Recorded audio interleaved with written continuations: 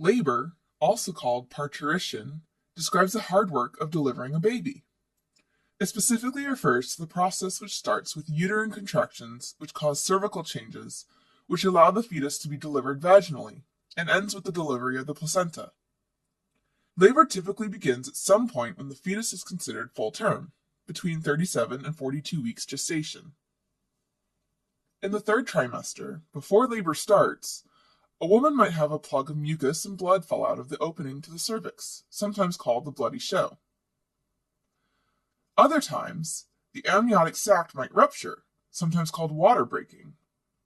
Either of these can trigger the onset of labor and so-called true labor contractions. These guys have to be distinguished from the milder and ineffective false labor contractions, also called Braxton-Hicks contractions, or sometimes called practice contractions. Once they start, true labor contractions progress in frequency, duration, and intensity, and they can feel like waves that build up to a peak intensity and then gradually decrease. The contractions pull on the thick tissues of the cervix, causing it to efface or get thinner, and also dilate or open up. So then, the fetus can leave the uterus and enter the world.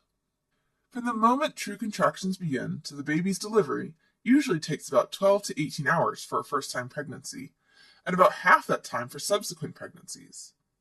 Although, as any mother knows, this time can vary a lot. Even though labor is a continuous process, it can be broken down into 3 stages. Additionally, this first stage is subdivided into 2 phases. The first phase is the early phase or latent phase, and usually lasts up to 20 hours, or until the cervix dilates to 6 centimeters.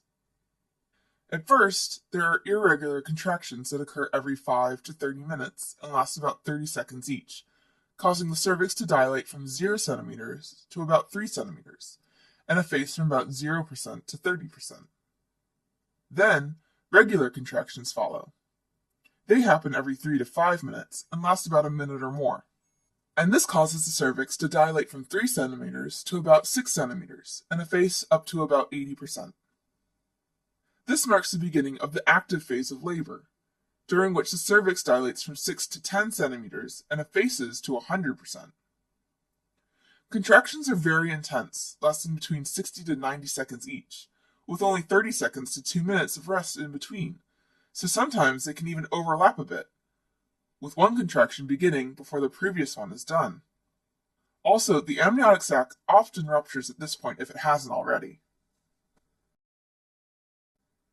Now that the cervix is fully dilated, we enter the second stage of labor, and this can be thought of as the pushing stage. During this stage, the critical thing is for the baby, and in particular the baby's head, to navigate through the maternal pelvis, and this depends on the 3 P's: power, passenger, and passage. Power refers to the forceful uterine contractions. Passenger refers to the fetus, and passage refers to the route that the fetus has to travel through the bony pelvis. In fact, the relationship between the baby's head and the bony pelvis is so critical that human babies have evolved with unfused skulls, just so their head can be as large as possible and still successfully and safely make that passage through the pelvis into the world. Now, there are a few factors that determine how easy this passage is for the fetus. First is fetal size. The critical factor here is the size of the fetal head. Also, there's fetal attitude, which refers to the way that the fetal body is flexed, not its personality. When labor starts, the fetus is normally fully flexed, which means the chin is on the chest, and they have a rounded back with flexed arms and legs. In this position, the smallest diameter, which is referred to as a suboccipitobregmatic diameter, presents at the pelvic inlet. Larger fetuses, and those that aren't completely flexed, have more difficulty making it through the passage. Next, there's fetal lie, which describes how the fetus is positioned in the uterus. A longitudinal fetal lie is ideal, where the long axis of the fetus, which is its spine, lies along the maternal long axis, the mom's spine. The fetus can also be transverse, though, where the fetal spine is perpendicular to mom's spine, or it can be oblique, where it's slightly at an angle, and these 2 positions can impede the progression of labor. Finally, there's fetal presentation, which refers to the first fetal part, called the presenting part, to descend into the pelvic inlet. Cephalic, or head first, is the first type, and furthermore, the most common and optimal presentation for easy delivery is a type of cephalic presentation called vertex, which includes complete flexion of the head as well.